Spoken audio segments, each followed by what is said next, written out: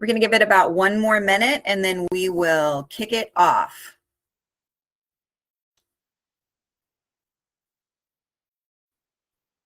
See a few familiar faces on here. Denise, Joseph, thank you for joining us.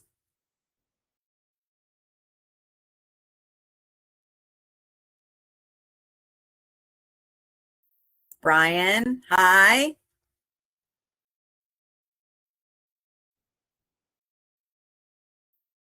All right.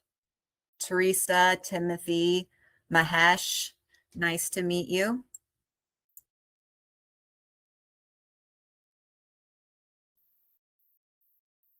Okay, Alexis, do you want to get us started? You're muted. Hello, everybody. Welcome to our session today. Thank you for joining us. My name is Alexis. I'm the Growth Marketing Manager at For Impact Data. Our company is where we built the business guidance system. It's a tech platform purpose-built for growing CAS and advisory. And today we're going to be talking about from imposter syndrome to impact, how AI is empowering a new generation of advisory professionals. If you have any questions, please put them in the Q&A chat. During the webinar, we'll be putting up some interactive polls for everyone to provide their input. And you can raise your hand if you have a question as well. And we'll pause for a second while you type it after that. Feel free to let us know if you want us to slow down. And after the webinar, we'll send you an email with the link where the recording will be hosted so you can watch it back. That email will also have a link to upcoming events and our LinkedIn profile. And we'd love to connect with you if we haven't already. So with that said, I'll open the floor for Elizabeth. I'm Elizabeth Davis. I'm Chief Growth Officer here at For Impact Data, a longtime sufferer of imposter syndrome, someone who navigates the world with way too much anxiety. So I thought this was a very relevant topic to share. So for today's agenda, we're just going to do a quick definition of imposter syndrome so we can acknowledge what it is. We're going to give you some useful steps to override it, some self-talk, and some ways that you can interrupt those patterns. And then also look at a few tools, AI solutions that you can use as well as you navigate the world that we live in. All right. So what is imposter syndrome? It's a psychological experience characterized by persistent self-doubt and feeling like a fraud, despite evidence that you're highly competent. This is something that a lot of people deal with on a regular basis, and more than likely you wouldn't be in your role if you hadn't earned your seat. So again, it's about grounding yourself in the objective, acknowledging where you are and the feelings that you have, and try to separate yourself from those feelings and see the facts. And then you can always share your failures. I actually have gotten in the pattern of this and find it really useful. Talk about it, document your achievements, and take actions away to make best next steps. One of the things that I always recommend that the people that work with me and for me do is keep a running list of all the successes you've had in your career. It's something I always tell Alexis to do. I'm like, we're doing lots of cool stuff, lots of opportunities. Anything new you've learned, keep a running list, a master resume. And then you can always put that into your favorite AI when you need a little boost of confidence and ask them to cheer you on as well. So there's a tip. So what are some mental strategies we can take to override the hesitation that we might have with imposter syndrome? Again, as someone who deals with anxiety on a regular basis, I found this tip to be very useful, and that's the 5-second rule. So you just count back from 5. So 5, 4, 3, 2, 1, and then act and do it. I don't just apply this in business. My favorite memory from last year was taking a zip line into cenotes in Mexico, and very afraid of heights, afraid of water where I can't see the bottom. I did it. It was my favorite thing the whole year, and I use this rule for that. It also helps disrupt the negative talking when we take action. And then I like to coach people. It's like, hey, think about all of the scary things we've done and how great they were. So write down your actions, how it changed. It's a disruptor we can put in place. Another way to overcome imposter syndrome is to talk to yourself like you would your best friend. This is something I started doing about 10 or 15 years ago. Was I realized that I would be really hard on myself in a way that I would never talk to my favorite teammates or my best friend. So anytime that I would find myself second guessing my abilities, really struggling to say positive things about myself for like an annual review, or I come down really hard on myself after a presentation, I would think, if that were my best friend that did the presentation, what would I say to them? And of course, I would be their best cheerleader. I would talk to them about all the great things they did, all the hard work they put in. And then I'd say, okay, now are you ready to talk about the things we could do better? But only after I cheered them up. So I found that really helps when I'm coaching people who have imposter syndrome, and it works on myself too. It's actually improved and really reduced my negative talk doing this on a regular basis.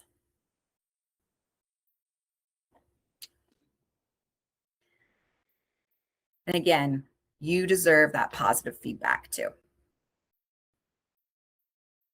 Okay. Another way that a lot of people with imposter syndrome go about the world, some of my favorite people to work with, is they over prepare. They make sure they're more prepared than a person who doesn't deal with that hindrance. So rehearsing in advance is a great way to prepare for anything that you're coming into that's going to give you a lot of anxiety. Again, fact check your fear. What evidence proves that this fear is true, or is it not founded in concrete facts? Doing a lot of preparation ahead of time, and again, having your coaches help you. I love to do a role play whenever I am preparing for a conversation. A little bit further in the presentation, I will give some AI prompts that can help you prepare for difficult conversations as well. But this is a great way to make sure you're ready to step into that next level, whether it's a presentation, a difficult conversation, a meeting with a boss, a colleague, someone that reports to you. So walk through the scenario planning. Make sure we're not catastrophizing as well.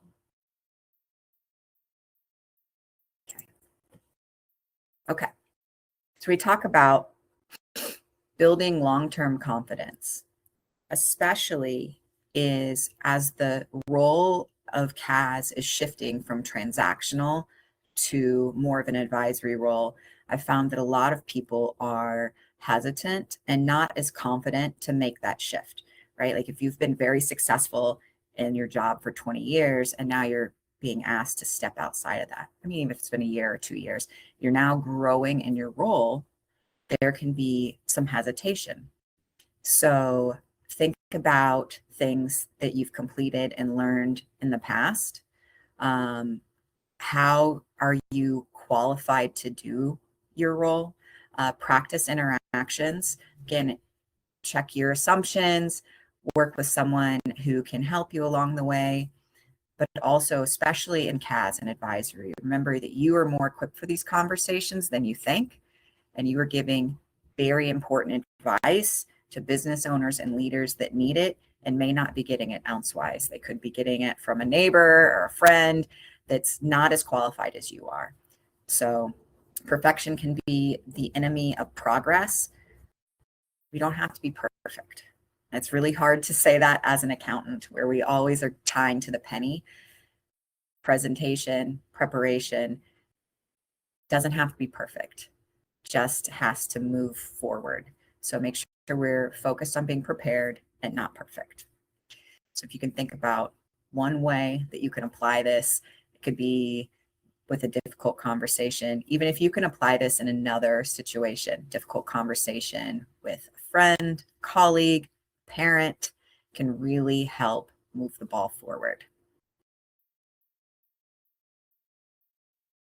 All right. So next, when we talk about preparation, I'm going to show a little bit of one of my favorite tools.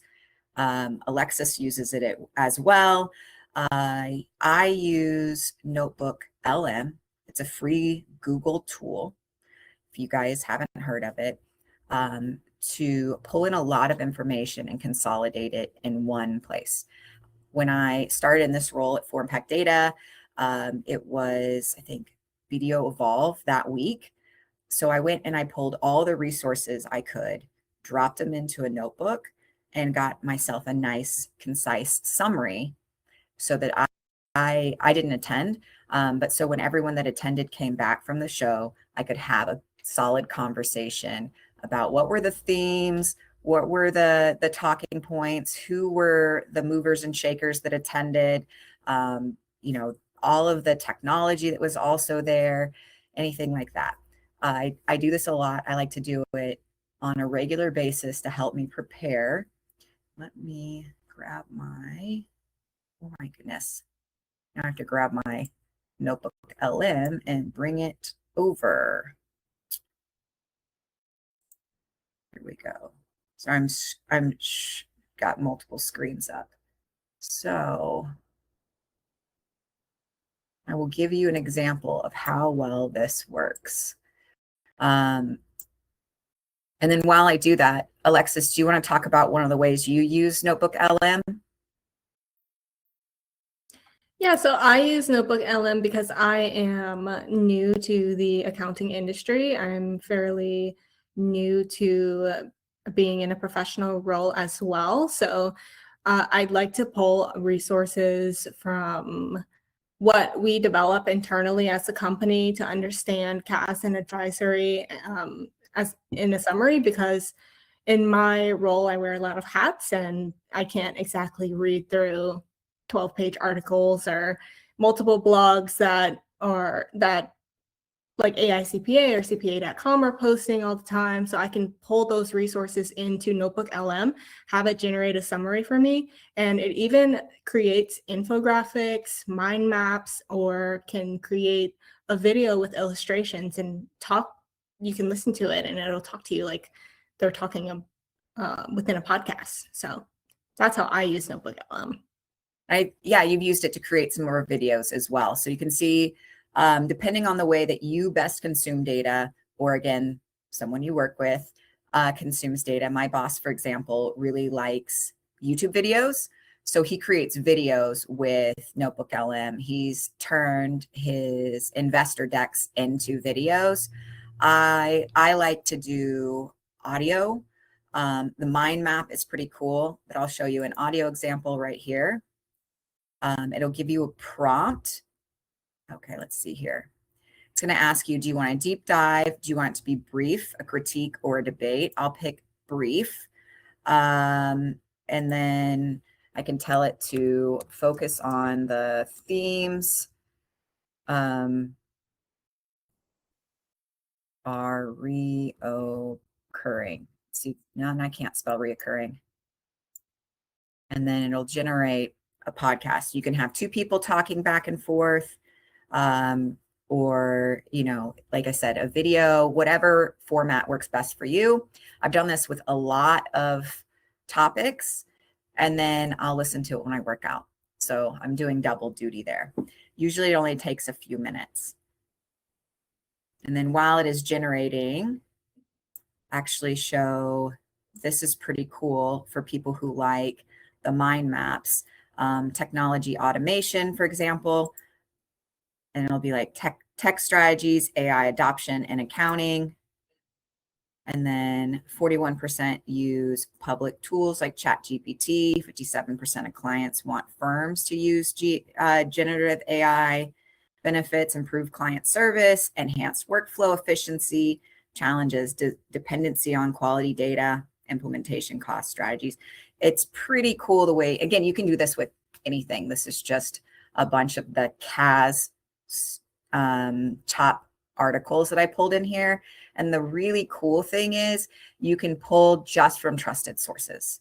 So you can make sure that you're not getting like, false information. Do you have any questions out there about this? Nope. Okay. Move on to another awesome tool to help with CAS and advisory prep. Let's see. Elizabeth, before we move on to your next topic, I'm going to go ahead and initiate our first poll here. Okay. It says, which best describes your firm's current AI adoption? And you can select the statement that fits you best.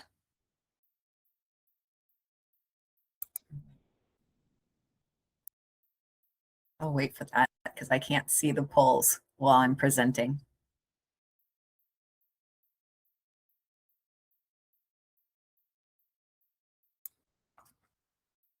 Okay, it looks like, well, people are still voting. Let's see. Okay, it looks like most people are in experimenting. So we have not yet adopted, experimenting, and operational. And then the third one is embedded and strategic AI. So most people said experimenting. So individuals are testing AI, but it's not standardized. I think that's 70% of everybody here. That is what I've seen in most of the meetings I've been to. Okay, so now we're going to talk about preparing for meetings with 4Impact Data. 4Impact Data is the company that Alexis and I work for. We provide a business guidance system purpose-built for CAS, advisory, developing firms, bookkeepers. It doesn't just monitor the client base, it predicts any risk that's out there and recommends best next steps you can take with your clients to improve their odds and improve their outcomes. It's AI backed. And the feedback that we've gotten is that it, depending on the firm, it unlocks potential for additional revenue per client, helps them have better conversations, cuts down prep time for your advisors greatly, and also gives a reason to reach out and engage with the business owners besides taxes and stuff like that.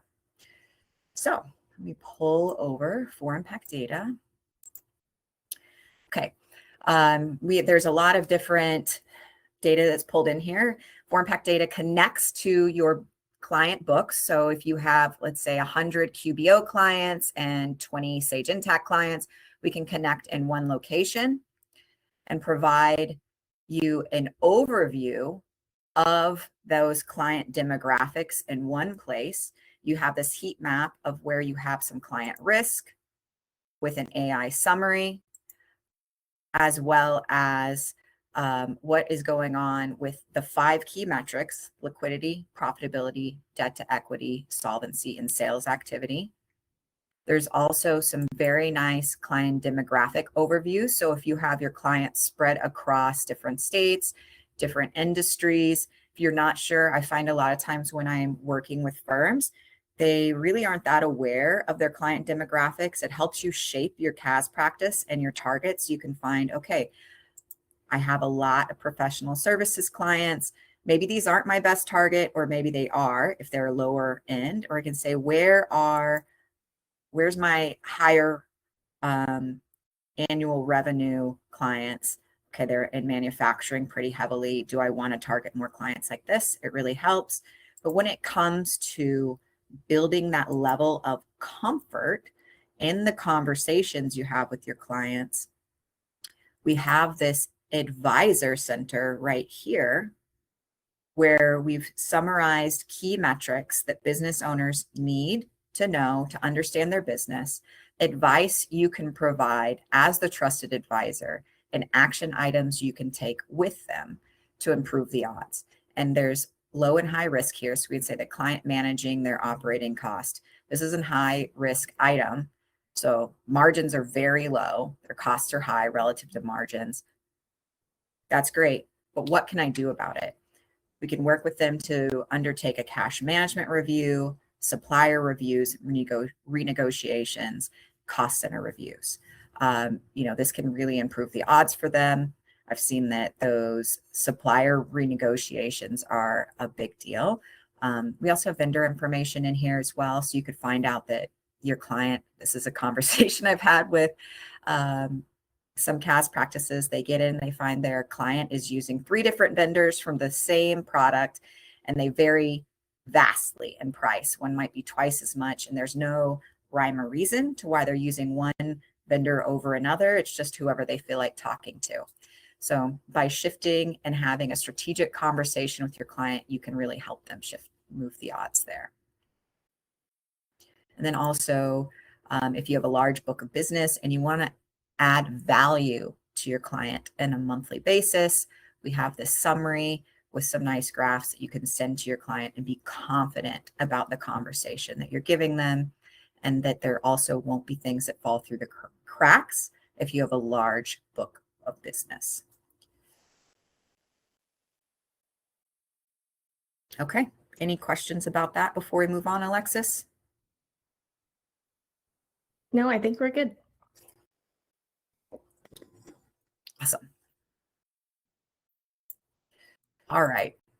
Like I said, I have a question that typically comes up whenever we are talking about client data and financials.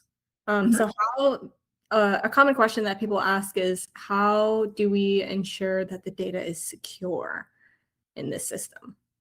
Yes. So that's a great question. For 4Impact Data, we leverage Microsoft Azure's SOC 2 Type 2 compliance. It's single sign-on.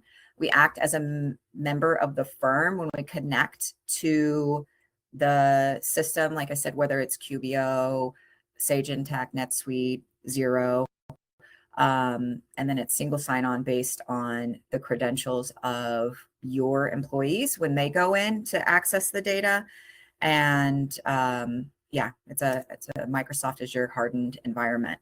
So we're not storing it anywhere on our site. It's leveraging Microsoft. Power BI. Okay. We already went through this. I always have backup slides just in case my AI fails. Or internet fails, anyone who's had to do live demos of software, it's always good to have those backups. All right, another top item so it's great that you found the data, you understand the conversation you want to have. Again, especially if you are newer to tough conversations, we see this as a top theme that's going on, where we have people moving from being maybe more of a controller to stepping into that CFO advisory role. There is a lot of apprehension oftentimes about having that tough conversation. Or perhaps there is a conflict in personality. And so that can really cause some apprehension. While it's great to have a live human being to talk to, and I always recommend that, it is amazing what you can do to prepare using your favorite AI solution, whether it's ChatGPT, Claude, Perplexity. I'm pretty heavily involved with ChatGPT because I have built out some agents. Chat knows my personality already. So it's a good fit for me, but whichever one, if you have Copilot, I think it can help you. It's not quite as good. So I'm going to pull over my ChatGPT here, and then I have a prompt. Well, actually, let me talk about what you need for this. You need to have a good context for any constructive AI coach. You need to really frame it up.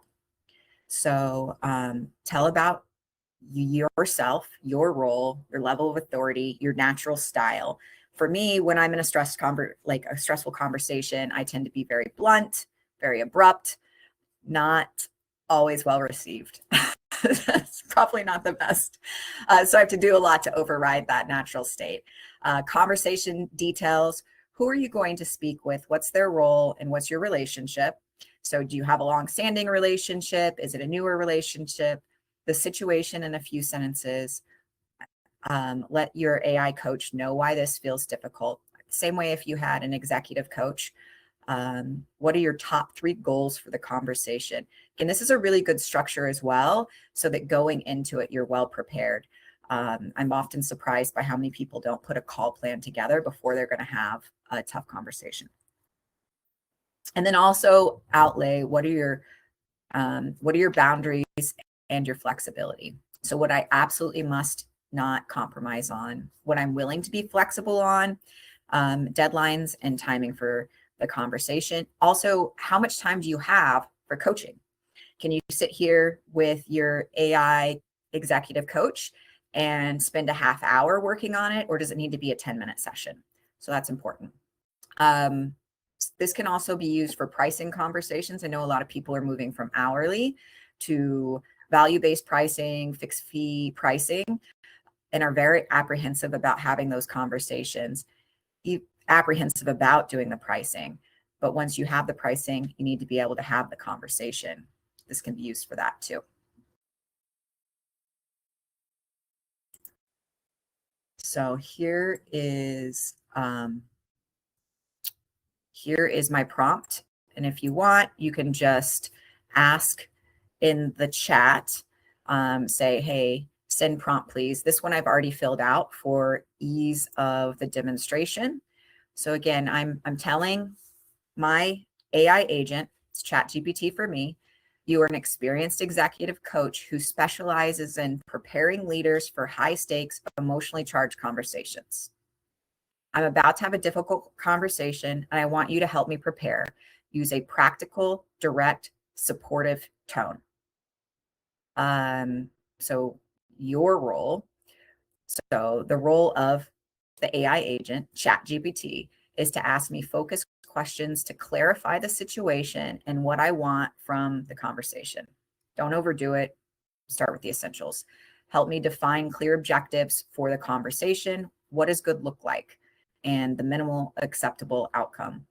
Help me separate facts from assumptions and emotions. That's really important. And so I don't react defensively or impulsively. Again, important for me, maybe not for you. Help me choose language that is respectful, firm, and specific. No corporate fluff. And then anticipate how the other person might respond. Best case, likely, worst case. Help me plan for my response. Give me specific phrases and questions I can actually say out loud in the meeting. I do this a lot because I tend to be maybe not pick the best language. I was trying to find a politically correct term there. And then help me manage my own emotions and presence, body language, tone, pacing, and how much to pause. I want to run a short role play. You don't have to do this. Okay, someone's laughing at me. Thank you. You must know me. And then about me for context. Again, for this scenario, I put in my role as a CPA advisor for the client, level of authority, external fractional CFO, put in yours. My natural style, again, like I said, tends to be blunt and abrupt. I'm speaking with a business owner of a dental practice. I use this scenario from one of our customers, one of our clients, and a scenario they told me about. So they have a dental practice that's their lifeblood. The situation in a few sentences. For this situation, it's they're going to run out of cash in the next 4 to 5 months if they don't cut expenses and fill an open dental role at their expensive Malibu office. I want them to invest in spend management and services with our firm. Also want them to use a headhunter to fill that dang dental role, and consider getting an extended line of credit, because even if we do these things, it's going to take some time. And I'm worried about them being in a tough situation. You get better credit terms before it's a problem. And why does this feel difficult or high stakes in this situation? We've had this conversation, it's been ignored and nothing's been done. So I want to make sure that I'm being very clear for the benefit of the client. And then what are my top 3 goals? So I'm going to leave the conversation with the client firm next steps, getting them to engage additional CAS services. And then I want the client to feel heard and understood, so they feel heard and understood, and that we have alignment on the greatest business goals that I can support them with. Okay, it goes on. Constraints, preferences. I only have 10 minutes. Format, give me bullet points. That's how I like to consume data. Quickly prep for the call. Tone, I want you to take an energizing and direct tone for the coaching. And then again, I could say like, hey, I really need you to be very positive here. However you best receive feedback. So let me pull over. I'm going to move this so that I can copy and paste it. That is not my right one. That is a different one. Great.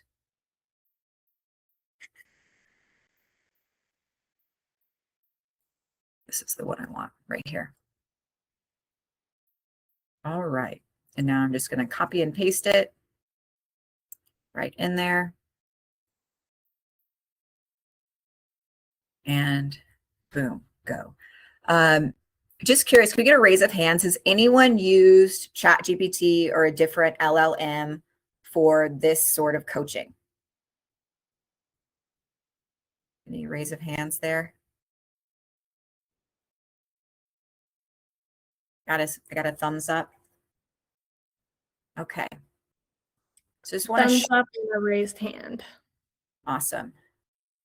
Jason Smith. Okay. Just want to show you the power of this. Okay, got it. Here's my read of the situation. Tell me if this is accurate. It is really important that you do give your feedback to, if you are training your LLM models, you give your feedback. If you're using it to help you edit, do writes, you want it to learn your style, your language. I always pull mine out and make edits, and then I feed back into it. Like, this is what good looks like, so that they can learn your style. So this one is, okay, what I understand, and then you need to correct anything, and then give your clarification. Now and then it'll give you some outcome here. I'm not going to go through all of this, but if I were doing a real coaching session, I would make sure to answer these questions. So, okay, quick prep talk. So you were qualified to have this conversation because you see the whole system, not just today's fire. So it helps me here. And then again, it'll walk you through all of the next steps. Now, I'm not, like I said, I should have probably prepped to have my answers in here so we could scope it out, but it can be very thorough and help you prepare. So on a 1 scale, like, you have to answer the questions and then get back, and it'll give you an agenda with a script of the exact language. Okay. Any questions before I move on to another example? Okay, great.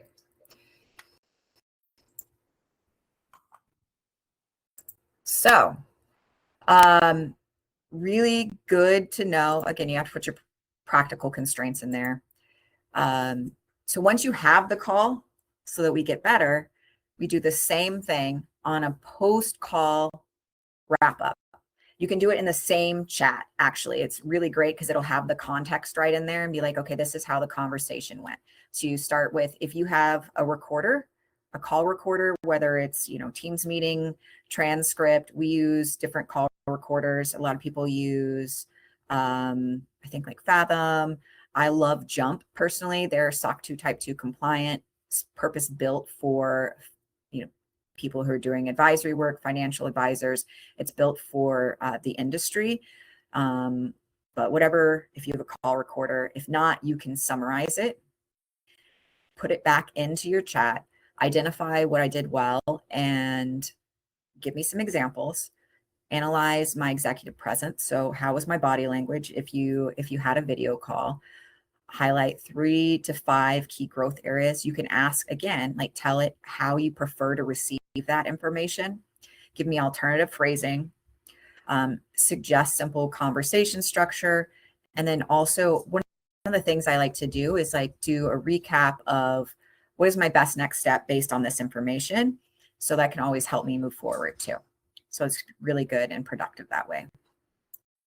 And then again, if you go right back into that same chat, paste in your transcript, it can be very effective.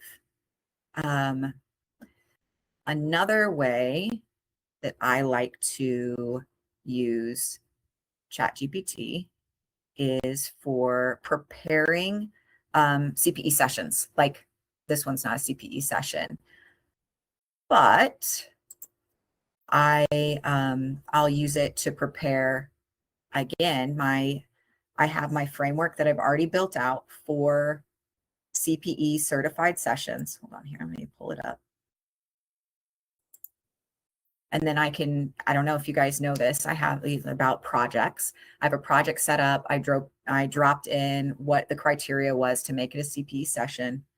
And then I have this 6,000 word white paper I wrote on CAS assessment strategy framework. I want to turn it into a presentation so we're going to turn.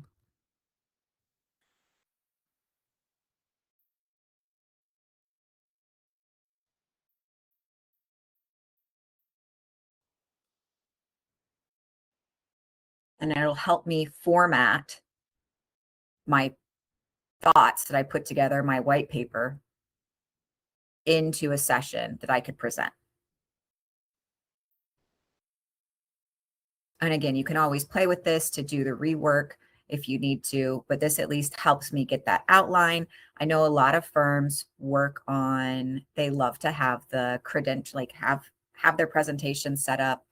We're all doing work in this area, white papers, blog posts. We've done that, turn them into sessions, and it can be really useful. And then again, like if I make any changes, I don't like the way it looks. To improve the outcomes you get in the future, it's important that you give your feedback to your LLM so they learn from it. LLM is what? Large language model. ChatGPT is mine of choice. Okay. It also makes a recommendation of context, why it works, all those sorts of things. Now, I always rework mine, but it helps me get in that direction, the direction that I want to go. Okay. Let's see, where are we on time? We're at 37 minutes. Great. All right, so once I have my presentation ready, that takes me to one of my very favorite tools, which is Gamma. Gamma is a AI-powered presentation creator. I had heard about this several times. I'd heard people talking about it. Now, I do know some firms, because it isn't SOC 2 compliant, like BDO, for example, does not allow their people to use it. Again, because there isn't that SOC compliance, I would not put any like private information, financial information into this deck. I would, however, say it's totally fine if you were prepping the ideas and you're going to put some financials in afterwards. That's up to you. That's, what's your firm's AI strategy. I find it incredibly useful for building out presentations, because PowerPoint is one of my least favorite things to do. I had to do a presentation, I think last minute. I was asked to step in on behalf of someone else. And I was like, oh my gosh, I had the content from a white paper, but I did not have any PowerPoints for it. Ugh, not my favorite. Did not want to call Alexis and put the work on her. So I was like, time to try Gamma. So I tried the free version, and it saved me so much time. And I ended up signing up for a paid version of it. So let's take a look at what that looks like. So I will take it over to creating with AI. Now I'm going to share my screen. Let's see, who do we have on the call here? I have, let's see, we've got, I think, Timothy Kirshner. You're from the Waltz group. So I will use an example here. You can paste, like for the CPE transcript, I could paste that in for my white paper right from ChatGPT. It'll give you some prompts, like to put these little dashes between your different slides. But for this one, this is like a really cool thing that it can do. How many slides do I want? For the sake of this presentation, I'm going to say 5 cards, presentation. Here we go. I've done this for a bunch of people. Create a presentation on the unique value of Walt's group. So Timothy, if you're paying attention, we're going to see what happens here. Create a presentation on the unique value of your company. So I'm going to generate the outline. And this is just from me dropping in a web page. I've not done this before.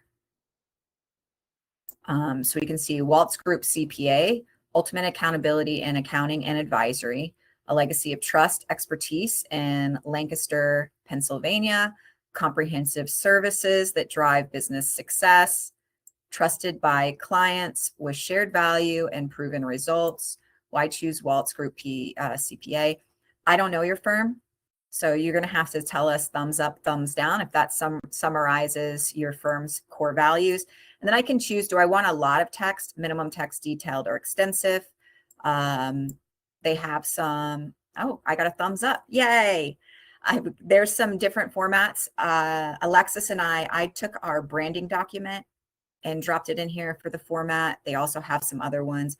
You can build a format based off of a web page. So if you were doing a client presentation, for example, and you want it to match their colors as opposed to your colors, you can have it do that. It's very cool. AI images. So I don't want AI images. Do I want automatic stop file? Whatever you want. I'm going to do AI images. I'm going to tell them to do it illustrative. You have to check these things. I've seen like weird feet, or it generally defaults. I've noticed it'll default to pulling in just men for pictures. So I keep having to tell it like, oh, add some women. I'm going to choose abstract so we have less problems here. And I'm going to say minimalist. And then I'm going to generate. So I did more talking. This would already be generated, but it's pretty neat what will happen just based off of a website pull.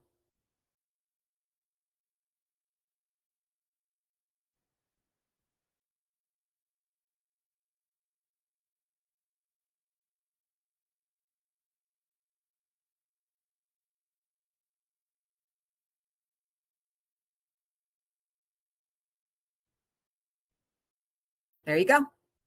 Isn't that neat? Now, definitely I would do, of course, you need to check it. You need to do editing, give it the feedback. It's very cool, but it's just, I think it's a great way to pull together information quickly. I'll put my thoughts in here. You can generate, like different ideas. It helps me get where I need to faster. I'm not great at PowerPoint. So this looks better than anything that I would ever put together. Again, you can edit every slide. You can change the colors. You don't like the picture, the format layout.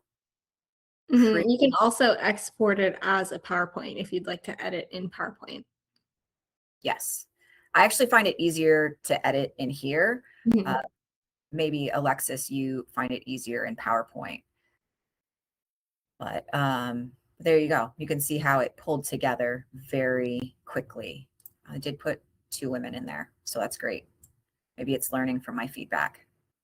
And you can also ask again if you want more pictures versus more words, less words, all that sort of stuff. So it's pretty cool stuff. Do you have another poll, Alexis?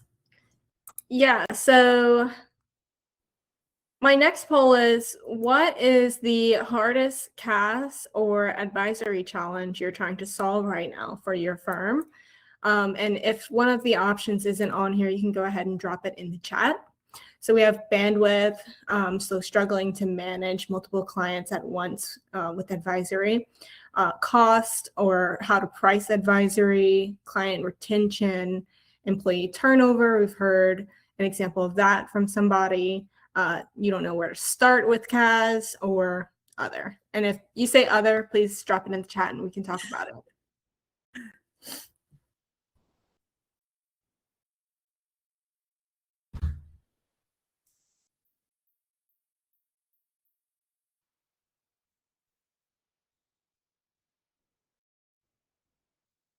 Okay, it looks like we kind of have a mix. We have about 30% voting bandwidth, 16% cost or pricing, 16% don't know where to start, 30% other. And then somebody said introducing new lines of service like cybersecurity. Ooh, that is an important one. Should talk to my friend Joseph about that. Joseph was the one who typed that.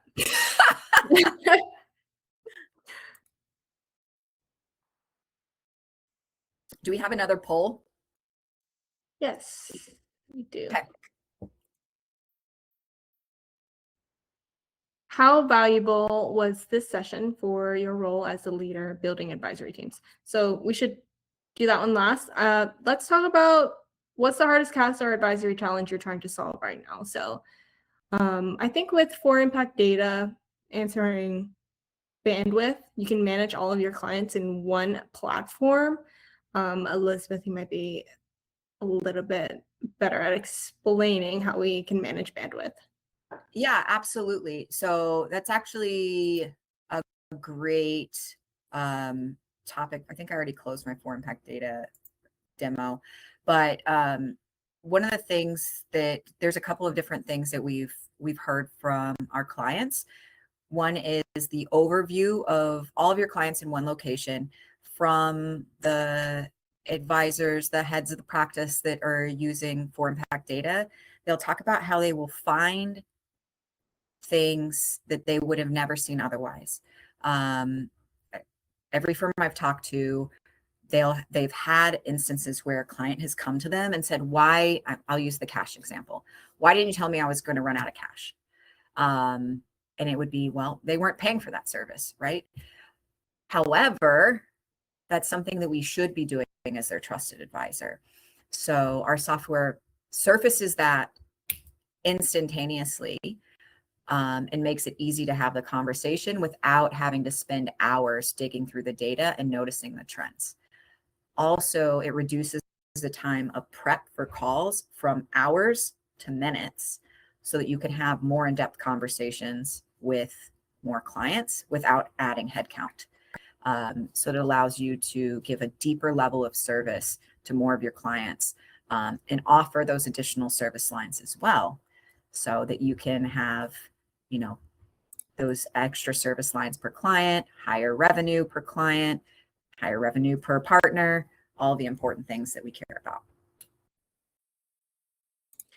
So what about cost or pricing for, I know we talk a lot about moving forward with value-based pricing rather than billable hours with advisory. So how can we implement that to overcome that challenge? That's a great question. So the industry standard for CAS practices on the value-based pricing is between 1% and 3% of your client's revenue. That's the target on that value-based pricing. So it depends on how much service they are receiving from you. What does that look like? Also, it has to do, a lot of times it'll be based on volume as well. So if you're doing their back office processing, a lot of times that's based on the volume that you do with your clients. So I'm happy to have a follow-up deeper conversation with that. I know it's a hot topic. And then I think we have that as a section in your strategy and framework. Is that correct? Yeah. You can share that with you guys, whoever said cost or pricing afterwards. Some people said they just don't know where to start. Well, I would say the first place to start is to analyze your client base, but that can be really hard if you're on legacy technology. So if you still have all of your clients on like QuickBooks Desktop or some other framework like that, it's probably time, it's actually past time to move them to a cloud-based platform, whether it's Sage Intacct, QBO, Xero, one of these other platforms, so that you can interact, manage. Also look at standardizing your other tech as well, whether you put your clients on Brex, Bill.com, Ramp, help them with things like Gusto for their payroll services, things like that. If you standardize that tech, it makes it easier for you to service them. You'll have happier, healthier clients. And then to look at your client base as a whole and look at what is the need. We can help with that at For Impact Data, or you can go through a consultative process that can be very long and drawn out. I think it usually takes a month when you engage with some firms.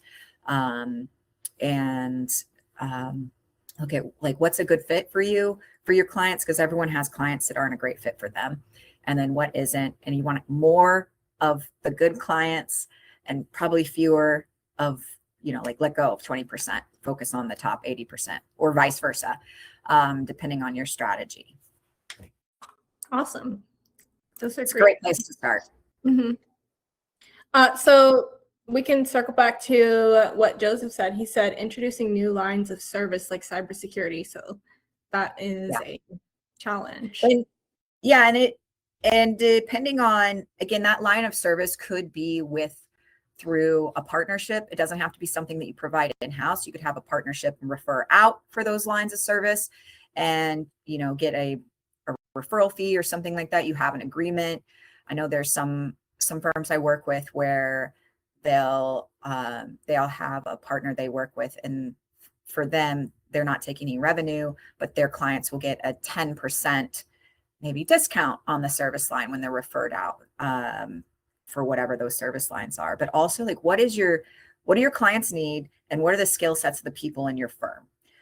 Is it something that you should acquire the skill sets by, if you're in the place to acquire another firm, to partner with another firm, to hire someone?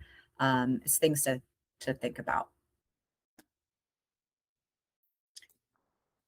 All right. Well, I think all of the questions are answered that we have. I'm going to go ahead and put up this last poll here. Great.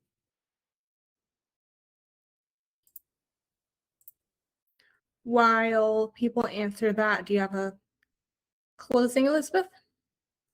No, I would say, I do have one closing. That would be, I have the imposter syndrome, just some of the tips that I sent out that I'm happy to send over to you. If you want the AI prompts, just chat and ask for those, or you can email me or Alexis, and we can send those on over. Just let us know, and we're happy to provide that for you. Also, if you'd like to take a look at For Impact Data, it would be my pleasure to have a deeper conversation, see if you're in a good place, if you're ready or not, or if you want to have a deeper conversation about your AI strategy in your firm, pricing strategy, things that are really important to me. All right. Well, thank you, everybody, for joining us today. We will send you a follow-up email with a connection request to our LinkedIn, and we hope you learned something. Thank you. Thanks, guys.